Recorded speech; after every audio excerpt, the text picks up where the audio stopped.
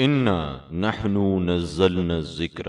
وانا لہو لحافظون۔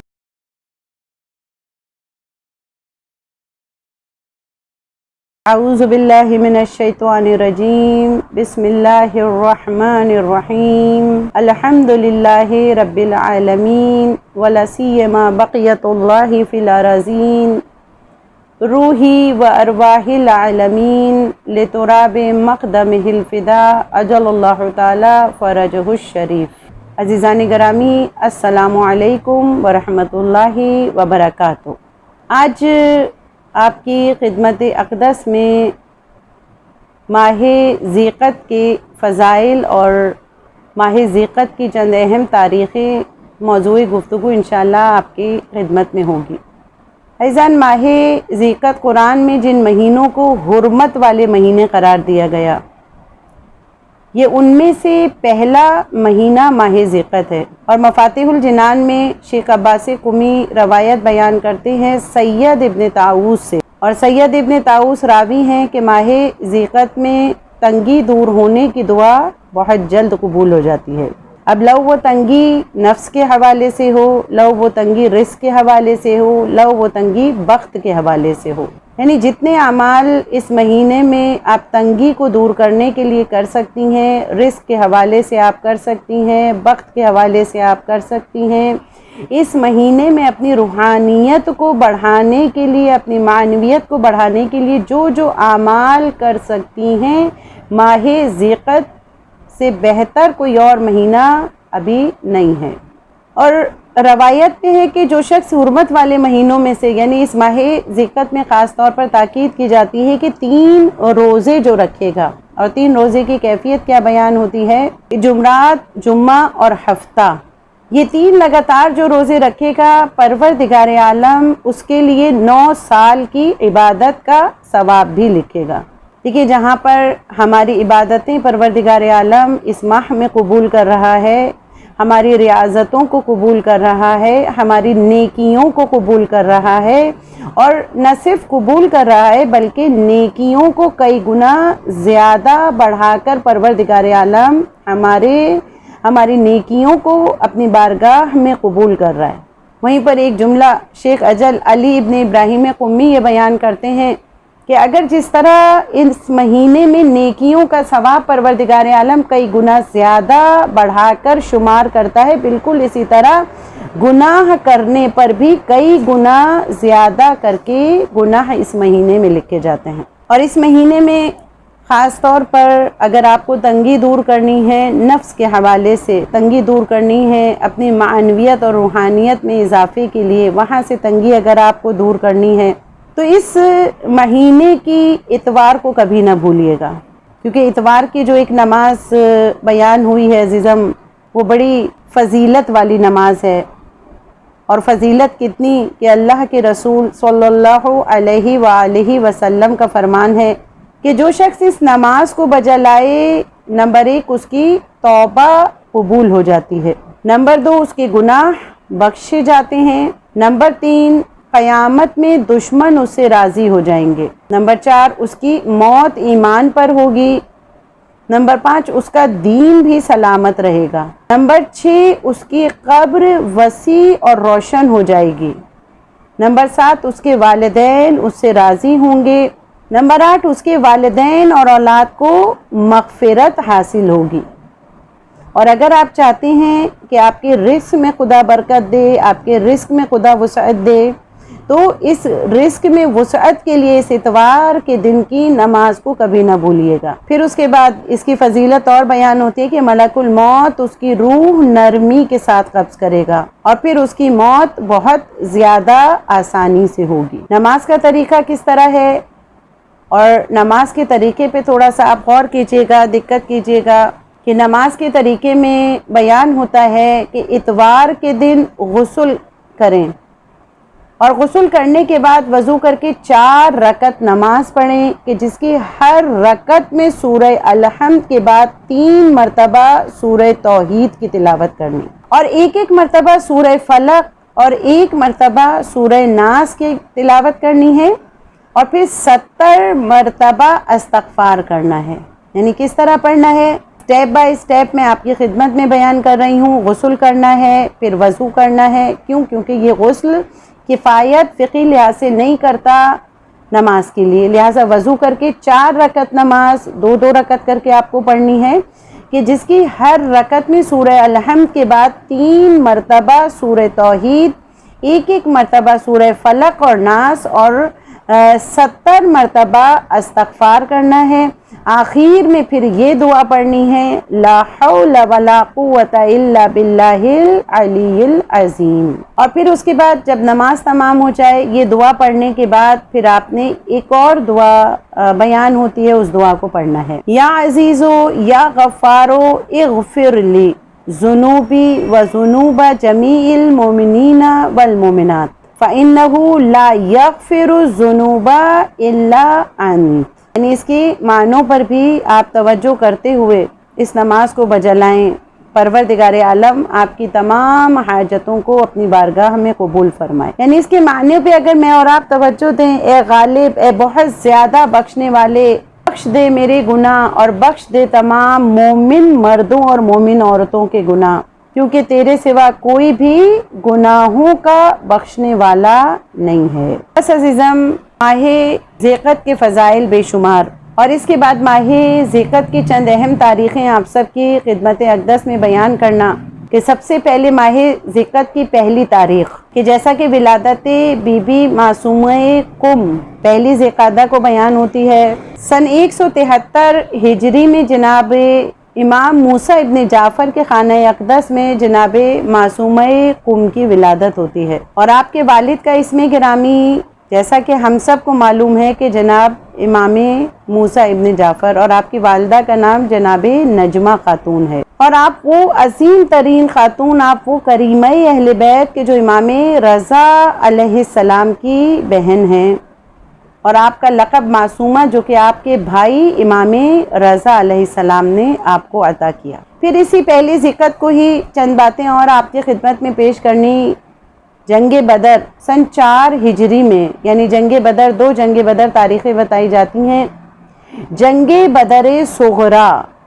سن 4 ہجری میں اسی پہلی ذی القعدہ کو ہوئی، کہ جس کو بدر الموعد بھی کہتے ہیں اور بدر الثلاثہ بھی کہا جاتا ہے، اور عزم یہی پہلی ذی القعدہ تھی کہ جب مرگ اشعث بن قیس، یہ اشعث بن قیس کا خاص میں نے ذکر کیوں کیا، کیونکہ دیکھیے تولا اور تبرہ دونوں ہمارے دین کا جز ہے۔ سن 40 ہجری میں یہ اشعث بن قیس کندی جہنم میں واصل ہوا۔ اس کی کیفیت کیا بیان ہوتی ہے؟ چھٹے امام جعفر صادق علیہ السلام ارشاد فرماتے ہیں کہ امیر المومنین کے قتل میں اشعث بن قیس بھی شریک تھا، اور اسی کی بیٹی تھی کہ جودہ بنت اشعث، جس نے امام حسن مجتبیٰ کو زہر دے کر شہید کیا۔ اس کا بیٹا محمد بن اشعث امام حسین علیہ السلام کے قتل میں شریک ہوا۔ پھر اس کے بعد 9 ذی القعدہ، ایک اہم ترین دن، کہ 9 ذی القعدہ کو جناب مسلم بن عقیل کا خط امام حسین کے پاس، یعنی 60 ہجری تھی، جناب مسلم بن عقیل نے اپنی شہادت سے 27 روز قبل امام حسین کے نام ایک خط جاری فرمایا۔ وہ خط اس دن موصول ہوا۔ اس خط میں یہ لکھا تھا کہ 18,000 آدمیوں نے آپ کی بیعت کر لی، اور نفس محموم سے یہ روایت آپ کی خدمت میں بیان کر رہی ہوں کہ 9 ذی القعدہ کا وہ دن تھا۔ پھر اس کے بعد یقیناً 11 ذی القعدہ کا دن، جو کسی تعارف کا محتاج نہیں ہے آپ کے لیے، ولادت باسعادت امام رؤوف امام رضا علیہ السلام سن 148 ہجری میں بنو ہاشم کے محلے میں امام کے گھر میں ایک ایسے بچے کی آمد ہوئی، فرشتے آسمان سے زمین کی جانب ہدیہ تہنیت اور تبریک لے کر پیش ہو۔ امام رضا علیہ السلام یقیناً ہمارے امام ہشتم ہیں، جو مانگا جائے آپ کے در سے، شفا مانگی جائے آپ کے در سے، یقیناً امام ہمیں کبھی بھی تشنا نہیں چھوڑتے۔ میں اور آپ مانگیں، امام سے مانگیں، علم مانگیں، مولا ہم علم حاصل کرنا چاہتے ہیں، مولا ہمارے علم میں اضافہ فرمائیں، مولا ہماری حاجتوں کو پورا فرمائیں۔ جب امام علیہ السلام کی ولادت ہوتی ہے عزیزان گرامی، جیسا کہ آپ سب کو معلوم ہے کہ آپ کے والد محترم امام موسی کاظم علیہ السلام اور آپ کی والدہ جناب نجمہ خاتون. آپ کا نام علی، آپ کی کنیت ابو الحسن ہے، اور بہت سارے القابات آپ کے تاریخ میں بیان ہوئے: سراج اللہ، نور الہدا، قرۃ عین المومنین، کافی الخلق، کف الملک، رب السریر، راساب التدبیر، اور اس کے علاوہ بہت سارے القاب آپ کی صفت کے حساب سے بیان ہوئے ہیں. اور جب آپ کی ولادت ہوئی تو امام علیہ السلام نے حکم دیا کہ ایک کپڑے میں لپیٹ کر، ایک پارچے میں لپیٹ کر ہمارے شہزادے کو ہمارے پاس لایا جائے. جب بچے کو آپ کے پاس لایا گیا تو آپ نے دائیں کان میں اذان اور بائیں کان میں اقامت کہی، اور پھر آب فرات کا پانی بطور گھٹی آپ نے امام رضا علیہ السلام کو پلایا. یعنی ایک سنت یہاں سے ہمیں پتہ چلی کہ جب کبھی ہمارے اور آپ کے گھروں میں بھی پروردگار عالم اولاد جیسی عظیم نعمت عطا کرے عزیزم، تو بس اس بات کا خیال رکھیے کہ آپ نے آب فرات اور خاک شفا سے اپنے بچے کی گھٹی پلانی ہے، آپ نے تالو بچھانا ہے، اور پھر اہل بیت کی محبت یقیناً اس بچے کے قلب کے اندر موجود ہوگی. اس کے بعد پھر 23 ذوالقعدہ کا دن، جس دن ایک روایت کے مطابق مسار الشیعہ کتاب میں یہ لکھا کہ اس روز 203 ہجری میں امام رضا علیہ السلام کی شہادت ایک روایت کے مطابق بیان ہوتی ہے. ایک روایت وہی کہ جو آپ سب کو معلوم ہے کہ 17 ماہ سفر کا دن ہے، ایک روایت کے مطابق 29 ذوالقعدہ کا دن بھی ہے، ایک روایت کے مطابق 23 ذوالقعدہ کا دن بھی امام رضا علیہ السلام کی شہادت کا بیان ہو. خوب، اس کے بعد ہم یہ دیکھتے ہیں کہ 23 ذوالقعدہ اور زیادہ اور کون سی تاریخ ہے، اہم ترین اور کون سا دن ہے اس میں؟ جنگ بنی قریظہ سن 4 ہجری میں غزوہ بنی قریظہ ہوا، اور اس کی خاصیت یہ بیان کی جاتی ہے کہ اہل اسلام کی تعداد 3000 نفر پر مشتمل، اور اس جنگ میں صرف ایک صحابی خلاد بن سوید شہید ہوا، جبکہ سامنے کی طرف ہم دیکھتے ہیں کفار کی تعداد 900 تھی، یہ سب قتل ہوئے اور ان میں سے کوئی بھی زندہ نہیں بچا، اور بظاہر فتح مسلمانوں کی ہوئی. اور 23 ذوالقعدہ کے دن کہ جس دن یہ جنگ باقاعدہ لڑی گئی. پھر اس کے بعد 25 ذوالقعدہ، اور 25 ذوالقعدہ بہت اہم ترین تاریخ میرے اور آپ کے لیے. ایک روایت کے مطابق جو 25 ذوالقعدہ ہے، خود امام رضا علیہ السلام نے مدینے سے مرو کی جانب اپنا سفر شروع کیا تھا. یعنی آپ اس سے اندازہ لگائیے کہ یہ 25 ذوالقعدہ 200 ہجری میں امام رضا علیہ السلام کی حرکت ہے، یعنی امام روانہ ہوئے ہیں مدینے سے. اب اس سے اندازہ لگائیے کہ امام کی جو سن ہے 203 ہجری میں امام علیہ السلام شہید ہوتے ہیں. یہ 3 برس امام نے کس قدر اذیتوں میں گزارے. یہ مہینہ آپ کو سوچنے پر مجبور کرتا ہے. آپ یہ سوچئے، توجہ کیجئے اس کی طرف کہ 200 ہجری یہی ماہ ذوالقعدہ کے امام روانہ ہوتے ہیں، 203 ہجری میں امام کی شہادت واقع ہوتی. پھر 25 ذوالقعدہ ایک اور اہم ترین حوالہ آپ کی خدمت میں بیان کروں کہ یہ دہو الارض کی رات ہے. دہو الارض کیا ہے کہ اس میں خانہ کعبہ کے نیچے زمین پانی پر بچھائی گئی. یہ بڑی فضیلت والی رات کہ اس میں اللہ تعالیٰ کی رحمتیں نازل ہوتی ہیں. لہٰذا اس رات میں یعنی جو شب ہوگی اس میں مصروف عبادت رہنا باعث اجر و ثواب ہوگا. حسن بن علی وشا سے روایت ہے کہ میں کمسن تھا. وہ خود بیان کرتے ہیں کہ میں بہت کمسن تھا کہ ایک مرتبہ 25 ذوالقعدہ کی رات کو میں اپنے والد کے ساتھ امام علی رضا علیہ السلام کے ہاں گیا، اور رات کا کھانا میں نے امام علیہ السلام کے ساتھ کھایا. میں نے دیکھا کہ تب امام نے یہ ارشاد فرمایا، اور فضیلتیں اس رات کی بیان کی توجہ کیجیے گا کہ آج ہی کی رات میں حضرت ابراہیم، حضرت عیسیٰ پیدا ہوئے، ان کی ولادتیں ہوئیں، اور روئے زمین کو خانہ کعبہ کے نیچے بچھا دیا گیا. پھر فضیلت امام بیان کرتے ہیں کہ جو شخص اس دن کا روزہ رکھے 25 ذوالقعدہ کا، تو گویا اس نے 60 مہینوں کے روزے رکھے. ایک روایت کے مطابق آپ نے فرمایا کہ یہی وہ دن ہے کہ جس میں قائم آل محمد، امام زمانہ، امام مہدی اجل اللہ تعالی فرجہ کا قیام شروع ہوگا۔ 25 ذیقعد کا دن، اس کی اور فضیلتیں بیان ہوتی ہیں مفاتیح الجنان میں۔ شیخ عباس قمی بیان کرتے ہیں کہ یہ سال بھر کے ان 4 دنوں میں سے ایک ہے کہ جس میں روزہ رکھنے کی خاص فضیلت بیان ہوئی ہے۔ ایک روایت میں ہے کہ اس دن کا روزہ 70 سال کے روزے کی مانند ہے، یعنی اب اس دن کا روزہ میں نے اور آپ نے مس نہیں کرنا، یقیناً میں نے اور آپ نے روزہ رکھنا 70 سال کے روزے کی مانند ہے۔ بلکہ یہاں تک روایت میں بیان ہوتا ہے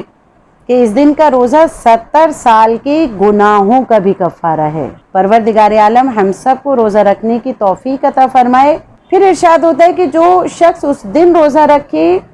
اس کی رات میں اگر عبادت کرے تو اس کے لیے 100 سال کی عبادتیں پروردگار عالم لکھتا ہے۔ اور پھر روزہ رکھنے کی اس قدر فضیلتیں ہیں کہ ارشاد ہوتا ہے کہ ہر وہ چیز استغفار کرے گی جو زمین اور آسمان میں ہے۔ یہ وہ دن ہے کہ جس میں خدا کی رحمت دنیا میں عام ہوتی ہے۔ اس دن ذکر اور عبادت کے لیے جمع ہونے کا بہت بڑا اجر و ثواب ہے۔ اس دن کوشش کیجئے کہ کسی طرح ذکر کیجئے، کسی طرح عبادت کیجئے، اور اس دن میں غسل ہے، روزہ ہے۔ ذکر اور عبادت کے علاوہ 2 عمل ہیں، ان میں سے پہلا عمل وہ نماز جو بہت سارے علماء بیان کرتے ہیں، اور کون سی نماز ہے کہ اس میں کہتے ہیں کہ یہ 2 رکعت نماز ہے کہ جو بوقت چاشت یعنی ظہر کے قریب پڑھی جاتی ہے، زوال سے پہلے کا وقت بوقت چاشت کہتے ہیں۔ یہ 2 رکعت نماز عزیزم کہ جس میں ہر رکعت میں سورہ الحمد کے بعد 5 مرتبہ سورہ شمس کو پڑھنا، اور نماز کا سلام پڑھنے کے بعد دعا کا پڑھنا کہ وَلَا حَوْلَ وَلَا قُوَّةَ إِلَّا بِاللَّهِ الْعَلِيِّ الْعَظِيمِ، نہیں ہے کوئی طاقت اور قوت مگر وہ کہ جو بلند و برتر خدا سے ملتی ہے۔ بے شک خدا قوت اور طاقت کو عطا کرنے والا اعلیٰ کل شیء پروردگار اعلیٰ۔ پھر اس کے بعد ایک دعا اور مفاتیح الجنان میں لکھی، یا مقیل الاثرات اقلنی اثرتی، یا مجیب الدعوات اجب دعواتی، یا سامع الاصوات اسمع صوتی، وارحمنی وتجاوز عن سیئاتی وما عندی یا ذا الجلال والاکرام۔ اور دوسرا عمل اس دعا کا پڑھنا کہ جو شیخ عباس قمی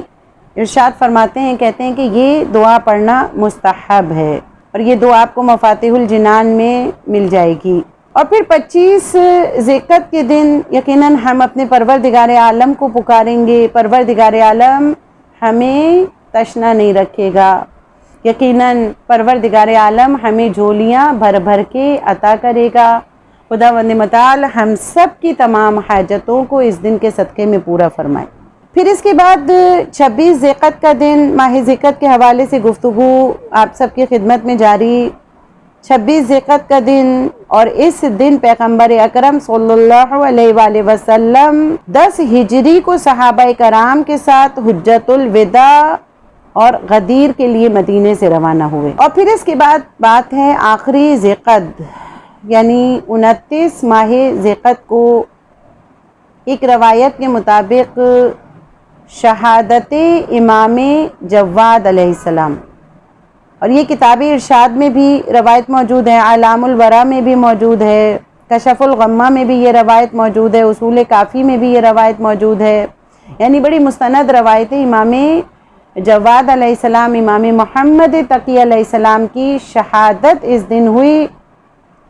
وہ کہ بہت سی روایتیں اور بھی ہیں، 5 ذیقعد کو بھی ایک جگہ روایت ملتی ہے، 11 ذیقعد کو بھی آپ کی شہادت کی روایت ملتی ہے، 5 ذی الحج کو بھی آپ کی ایک شہادت کی تاریخ ملتی ہے، 6 ذی الحج کو بھی ملتی ہے، اور 25 ذی الحج کے بھی اقوال یقیناً موجود ہیں۔ آخر ذیقعد 29 ذیقعد کو شہادت امام جواد علیہ السلام، جیسا کہ آپ سب جانتے ہیں کہ ان دنوں میں 220 ہجری میں آپ کو معتصم عباسی خلیفہ نے زہر کے ذریعے سے آپ کو شہید کروا دیا۔ آپ کی عمر مبارک اس وقت 25 سال اور 3 ماہ تھی۔ پروردگار عالم سے آخر میں دعا یہ کہ پروردگار عالم ماہ ذیقعد کی تمام ولادتوں کا واسطہ، تمام غموں کا واسطہ، سرور کا واسطہ، ہم سب کی تمام حاجتوں کو اپنی بارگاہ میں قبول فرمائے، اور خاص طور پر ہمارے زمانے کے امام مہدی علیہ السلام کے ظہور میں تعجیل فرمائے، اور ہم سب کو امام کے بہترین اعوان و انصار میں شامل فرمائے۔ یا امام رضا، یا امام رضا، یا امام رضا، یا امام رضا، یا امام رضا، یا امام رضا۔ سبسکرائب کیجئے ذکر ٹی وی اور اس علم کے سفر میں ہمارے قدم کے ساتھ قدم ملائیے۔